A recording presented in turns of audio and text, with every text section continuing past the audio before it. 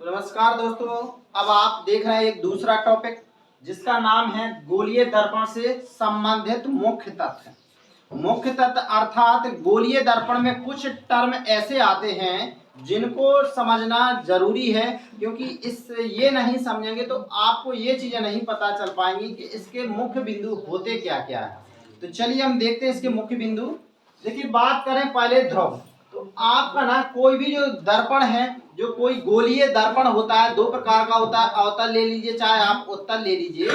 अगर इस गोलीय दर्पण का जो परावर्तक पृष्ठ है, परावर्तक पृष्ठ का मतलब वो पृष्ठ होता है जहां पर पीछे पॉलिश कर दिया हुआ है, उसी में परावर्तन होगा। क्योंकि अगर पॉलिश नहीं करेंगे तो प्रकाश किरण सीधे चली जाएगी। तो परावर्तक कोई मतलब कोई भी गोलीय दर्पण पूरा परावर्तक पृष्ठ नहीं होता है, केवल उतना ही परावर्तक पृष्ठ होता है जितने का उस पर पॉलिश होता है। इसमें इतने पर पॉलिश किया गया है तो ये इतना परावर्तक पृष्ठ कहलाएगा, ये बाकी नहीं कहलाएगा। ये कितना कहलाएगा? इतना परावर्तक पृष्ठ कहलाएगा। तो परिभाषा आपसे पूछ रही है कि ध्रुव क्या है। तो देखिए, ये परावर्तक, ये है ना परावर्तक पृष्ठ, तो ये परावर्तक पृष्ठ का मध्य बिंदु यही है ना, परावर्तक पृष्ठ का मध्य बिंदु। देखिए इधर से इधर के बीच ही में है ना, तो ये क्या कहलाएगा? परावर्तक पृष्ठ का मध्य बिंदु उसका ध्रुव कहलाता है। और ध्रुव को किससे? पी से प्रदर्शित करते हैं। ध्रुव को पी से प्रदर्शित करते हैं। P means polar. आप देखिए वक्रता केंद्र, आपको बता चुके हम कि ये पूरा एक वक्र होता है, पूरा एक गोलीय दर्पण है तो पूरा एक गोल होता है। ये हमने गोल बना दिया। अब इसके पूरे बीच का सेंटर ये देख लीजिए आप, ये तो हमारा देखिए, ये कोई भी जो ये अवतल दर्पण है, हमारा जो अवतल दर्पण है ये किसी गोलीय पृष्ठ का भाग होता है। किसी गोलीय पृष्ठ का ये इतना भाग है। तो इस गोलीय पृष्ठ का मध्य बिंदु इसका क्या कहलाता है? वक्रता केंद्र कहलाता है। गोलीय दर्पण जिस दर्पण का भाग होता है, जो परावर्तक पृष्ठ है, जिस गोलीय दर्पण का भाग होता है उस गोलीय दर्पण का मध्य बिंदु इसका अवतल दर्पण का वक्रता केंद्र कहलाता है। तो ये यहाँ का बिंदु है। और इसको देखिए, इसको किससे प्रदर्शित करते हैं? सी से प्रदर्शित करते हैं। अब देख लीजिए वक्रता त्रिज्या। तो वक्रता त्रिज्या देखिए क्या हो जाएगा, आप देख पा रहे हैं यहाँ पर हमने इसको ध्रुव बना दिया है और ये क्या है? वक्रता केंद्र।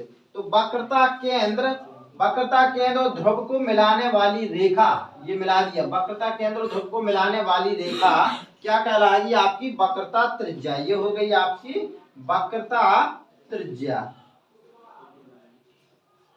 अब देखिए अगला टर्म देखना है मुख्य अक्ष। तो मुख्य अक्ष क्या है? आपके जो वक्रता त्रिज्या, आपके देखिए ये ध्रुव है और वक्रता केंद्र है। ध्रुव और वक्रता केंद्र से जाने वाला एक काल्पनिक बिंदु, ये काल्पनिक बिंदु ये क्या कहलाता है? मुख्य अक्ष। ये पूरा क्या है? मुख्य अक्ष। ये आपका मुख्य अक्ष है, यहाँ तक पूरा, यहाँ से लेकर के यहाँ तक ही क्या है? आपका मुख्य अक्ष। यहाँ से देखिए वक्रता केंद्र से ध्रुव तक जाने वाला पथ क्या था? आपका वक्रता त्रिज्या था। लेकिन आपका ये वक्रता केंद्र है और आपका ध्रुव है। वक्रता केंद्र और ध्रुव को मिलाने वाला एक काल्पनिक पथ होता है, वो होता है मुख्य अक्ष।